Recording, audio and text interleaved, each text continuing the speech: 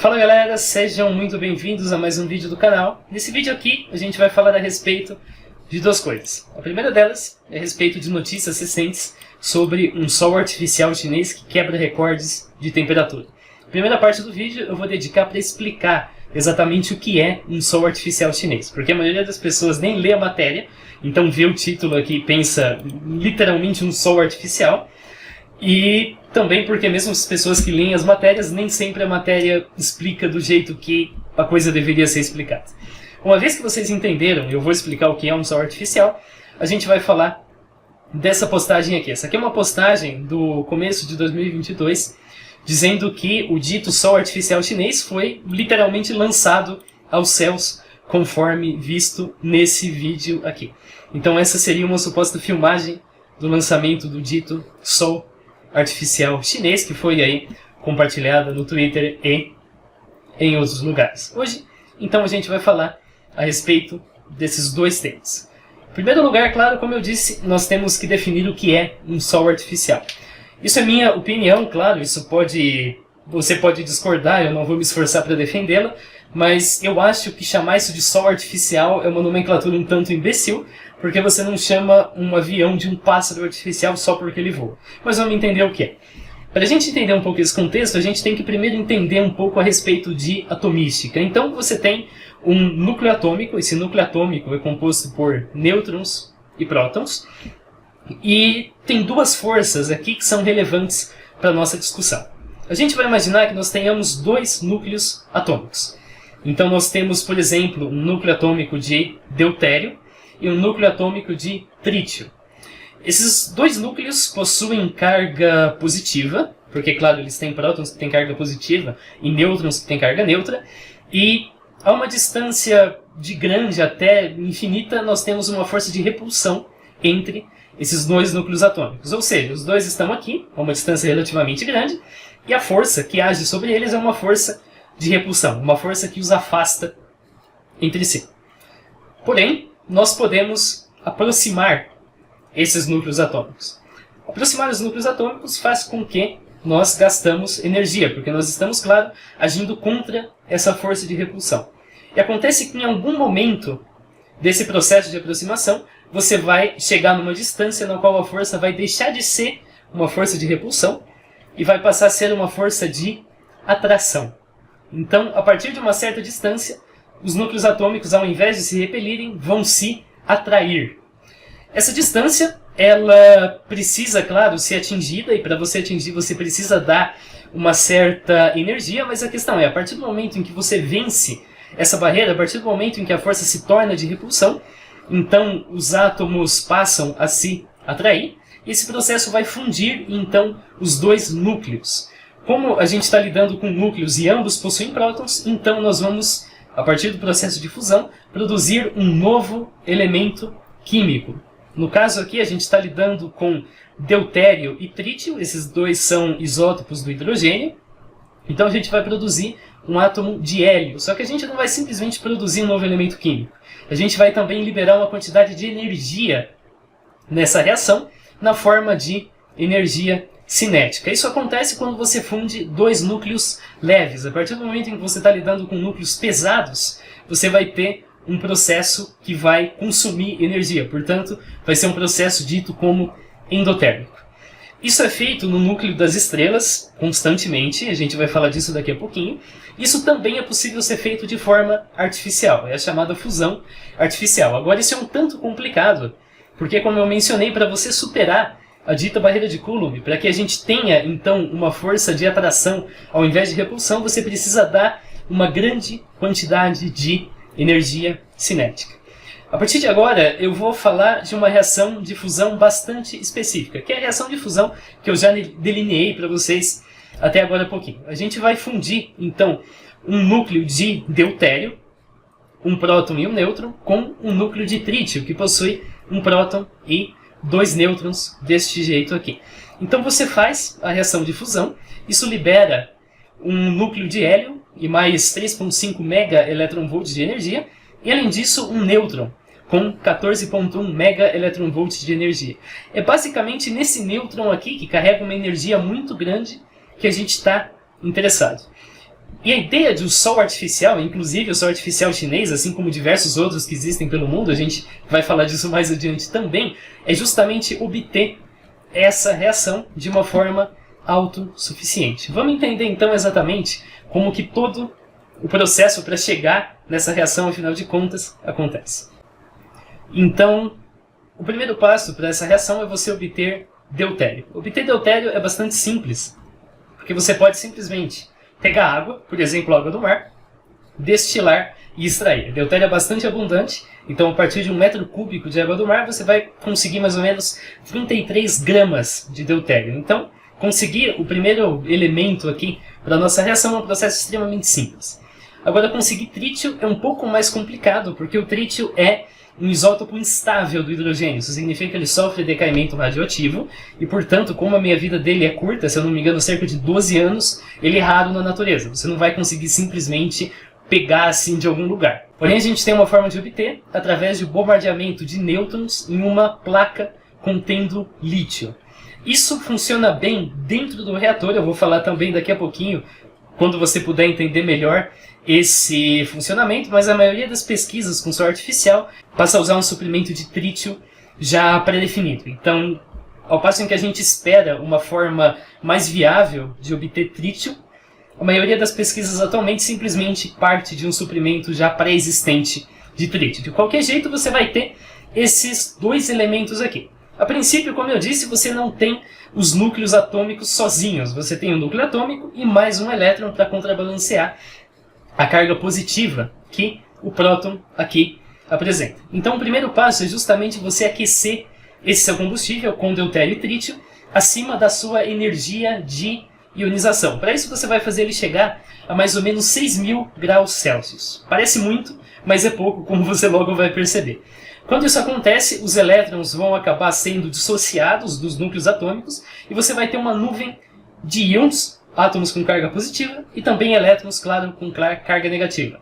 Essa nuvem de núcleos atômicos e de elétrons é chamada de plasma. Mais uma vez, ela está a 6.000 graus Celsius. Porém, lembre-se que quando eu mencionei aqui, eu disse que você precisa de bastante energia para poder superar a barreira de Coulomb e para poder, então, iniciar a fusão, para que a força entre os átomos se torne uma força de atração. A questão é que 6.000 graus Celsius, que eu acabei de mencionar, não é nada. Para você conseguir, afinal de contas, uma temperatura que vai permitir que a fusão ocorra, você precisa chegar a meros 150 milhões de graus Celsius. Uma temperatura bastante alta, e conseguir chegar nessa temperatura é o que requer propriamente um dispositivo próprio. O dito sol artificial chinês tem esse nome aqui, Tokamak Experimental Avançado Supercondutor. Tokamak é o termo mais importante que você precisa entender nessa nomenclatura. Ele tem esse nome porque ele confina plasma na forma de um toroide, conforme está indicado aqui. O que é um toroide? Não sei se você consegue entender exatamente essa imagem, mas isso aqui é o interior de um donut, uma rosquinha. Então você tem um disco, esse disco tem um furo no meio, evidentemente, o furo corresponde justamente a essa parte aqui, na superfície interna, e aqui no interior você consegue percorrer por dentro da rosquinha. É basicamente uma rosquinha. Ele tem formato de uma rosquinha e, claro, a ideia é que no interior dele tenha vácuo. De qualquer jeito, a gente precisa fazer esse plasma confinado aqui no interior atingir 150 milhões de graus Celsius. Então, uma primeira forma de você atingir essa temperatura é fazer uma corrente elétrica passar pelo plasma. Não sei se você conhece o princípio de um chuveiro, mas é basicamente a mesma coisa. No chuveiro você tem uma resistência elétrica, você vai passar corrente por essa resistência elétrica, essa resistência, como o próprio nome diz, vai apresentar uma resistência e isso vai ser dissipado em calor. É basicamente o que vai acontecer aqui no caso do plasma. Você vai passar uma corrente elétrica, isso vai fazer então com que o plasma se aqueça. Agora tem um porém. Conforme você aquece o plasma se torna mais condutivo. Isso faz com que a resistência dele fique menor. Então isso na prática significa que você não pode simplesmente ir passando corrente indefinidamente na esperança de só aquecer indefinidamente. O que acontece é que você vai precisar de outra forma de aquecimento para deixar a temperatura ainda mais alta. A primeira delas envolve você pegar uma partícula de deutério, você vai neutralizar a carga dela, e então você vai dispará-la em alta velocidade dentro desse turbilhão de plasma. Com isso, essa partícula vai transferir energia para o plasma e o plasma vai aumentar ainda mais a temperatura. E a segunda forma de você, mais uma vez, elevar ainda mais a temperatura do plasma é com o uso de uma onda eletromagnética. Então você vai fazer como se fosse um micro-ondas mesmo. Você vai pegar uma onda eletromagnética e você vai fazer com que essa onda eletromagnética, na frequência e polarização certa, transmita energia para o plasma. De qualquer jeito, usando, claro, todas essas formas de aquecimento, em primeiro lugar, passar uma corrente elétrica, em segundo lugar, injetar mais moléculas com carga neutra, e em terceiro lugar, usando uma frequência de onda eletromagnética, você vai deixar o seu plasma bastante aquecido. Você vai também querer manter a temperatura desse seu plasma bastante aquecido. Para isso, a solução é garantir que as partículas fiquem confinadas na região central do toroide, porque se por acaso elas colidirem com a parede, elas vão perder bastante energia. O toroide faz isso fazendo com que as partículas façam um caminho helicoidal, conforme você pode verificar na imagem aqui embaixo. Isso garante justamente que elas não escapem para os lados, isso garante, portanto, que elas fiquem confinadas aqui na região e que, portanto, o plasma fique da temperatura mais alta possível, que é justamente esse o seu objetivo. Você está querendo atingir uma certa temperatura e é difícil de você, em primeiro lugar, atingir e, em segundo lugar, manter essa dita temperatura. No momento, as operações do dito Sol artificial chinês envolvem obter um plasma mais quente e que fique mais quente por mais tempo. A primeira vez que os caras fizeram isso foi em 2006. O plasma ficou a cerca de 100 milhões de graus Celsius por apenas 3 segundos. Agora, as coisas foram se desenvolvendo desde então. Em 2010, o reator alcançou o que é chamado de modo de autoconfinamento. Nesse modo, o plasma fica mais estável e perde menos energia, porque tem menos turbulência. Em 2016, o reator iria alcançar 50 milhões de graus Celsius durante 102 segundos, então perceba que aqui, apesar de, claro, ser uma temperatura menor, dura muito mais tempo. Em 2016, o plasma seria mantido no modo de autoconfinamento durante 1 minuto. Esse 1 minuto seria elevado para 100 segundos em 2017. Em novembro de 2018, ele ficaria com 100 milhões de graus Celsius. Mais uma vez, em maio de 2021, chegaria a 120 milhões de graus Celsius. E no fim de 2021, então faz pouquíssimo tempo, acho que deve ter sido essa notícia que você viu mais recentemente, ele ficaria funcionando por 1056 segundos. Então, é isso que, no momento, o Sol artificial chinês está tentando fazer. Manter plasma em alta temperatura durante mais tempo. Aqui a gente tem uma das notícias e aqui a gente tem uma imagem justamente do plasma confinado no interior do dispositivo. Agora, o objetivo desse processo é, claro, conseguir a fusão e, além de conseguir a fusão, atingir o que a gente chama de ponto de equilíbrio. O que é ponto de equilíbrio? Vamos lá. Vamos voltar na reação inicialmente. Perceba que a reação de fusão produz uma certa energia. E perceba também que a gente gasta energia para fazer com que a reação de fusão aconteça. No ponto de equilíbrio, o nosso objetivo é que a energia que a gente gastou para manter esse plasma funcionando, afinal de contas, seja igual à energia que a fusão vai liberar. A partir do momento em que a gente atingiu isso, então a gente tem um sistema que teoricamente pode ser autossuficiente. A gente calcula a razão entre a energia que é gasta para produzir a fusão e a energia que é liberada na fusão como Q. O ponto de equilíbrio é justamente Q igual a 1, porque você vai estar dividindo o mesmo valor por ele mesmo. Então, sei lá, 14 megawatts dividido por 14 megawatts.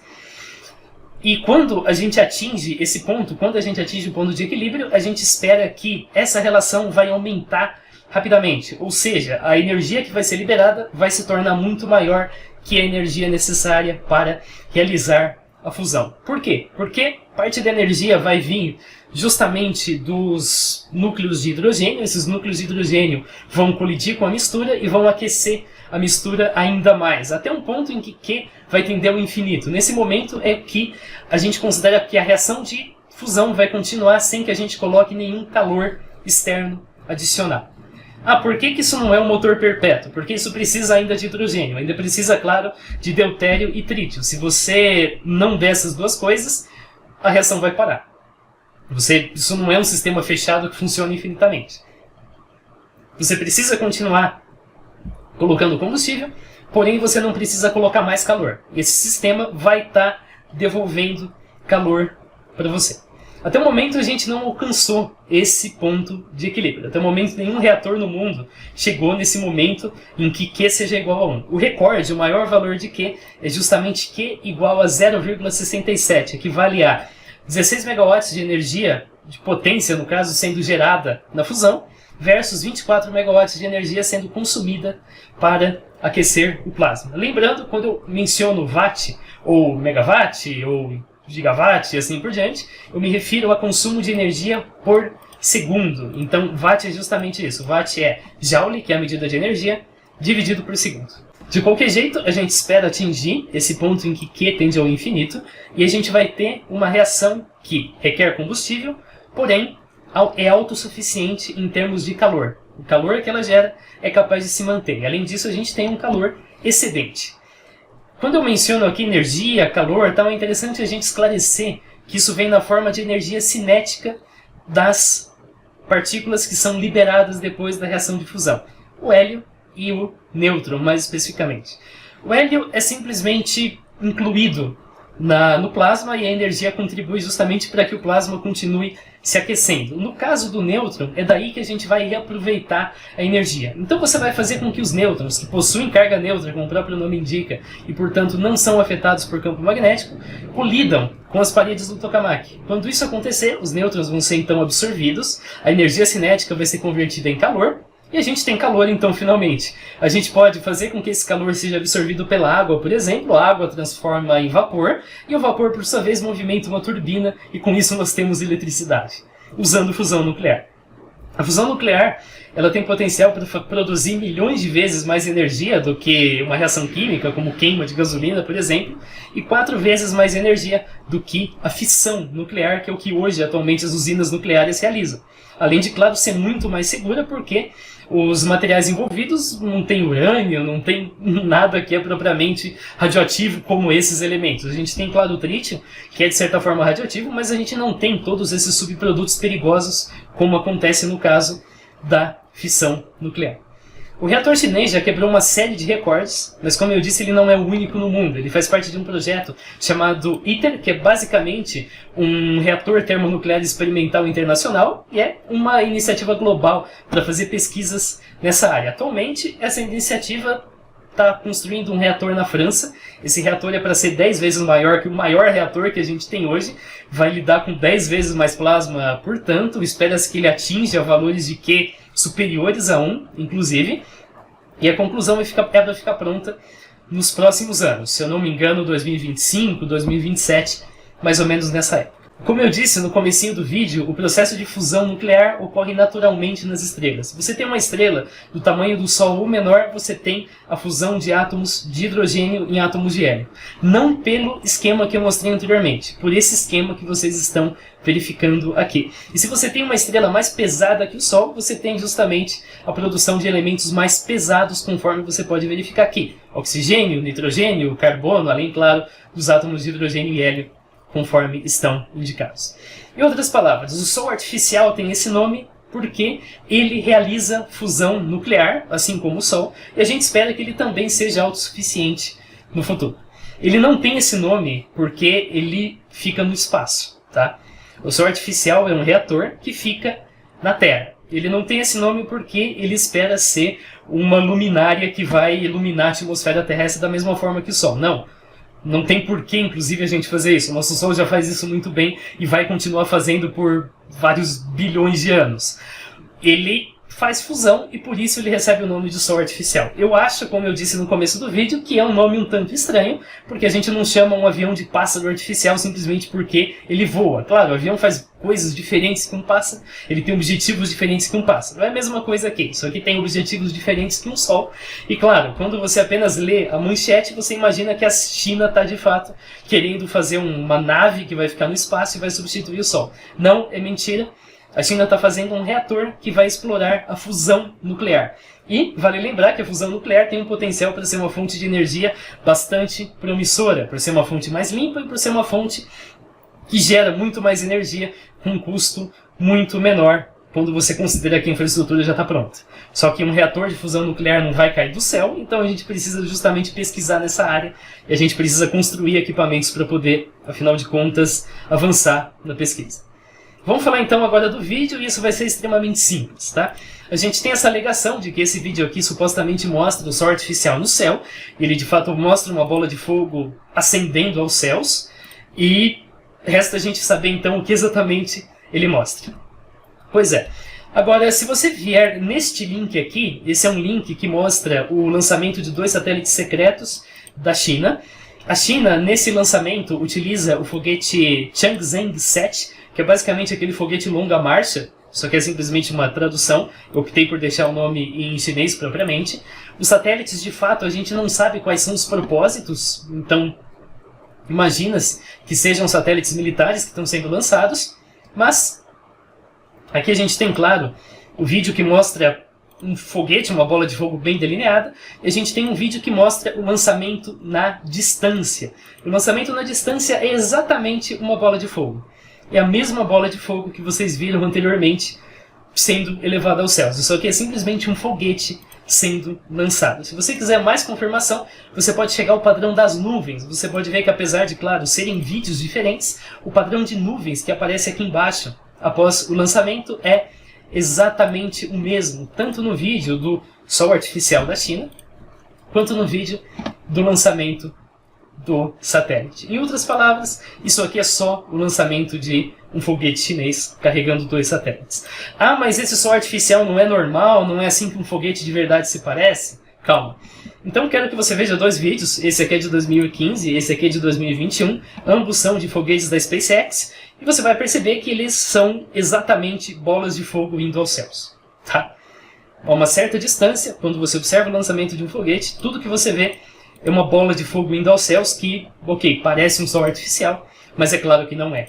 É simplesmente um lançamento de um foguete ocorrendo. Eu não posso colocar o vídeo inteiro por questão de direito autoral, mas se você quiser você vai no roteiro e assiste os vídeos inteiros. Assim a gente pode concluir que a China não criou uma estrutura semelhante ao Sol para se ficar no espaço, porque o dito Sol artificial é somente um reator de fusão nuclear, ele visa atingir esse ponto de equilíbrio na fusão de deutério e hidrogênio. Aqui está deutério e hidrogênio, mas aqui o certo seria deutério e trítio, porque, claro, ambos são isótopos do hidrogênio, e ele recebe esse nome porque assim como o Sol realiza a fusão. Porém, ele é um reator no chão, tem vários outros pelo mundo, você pode encontrar uma lista fácil na internet, e não um equipamento no espaço que imita o Sol. E por fim, claro, o lançamento do Sol artificial é simplesmente o lançamento de um foguete. Valeu para você que assistiu, em breve a gente se vê. Falou!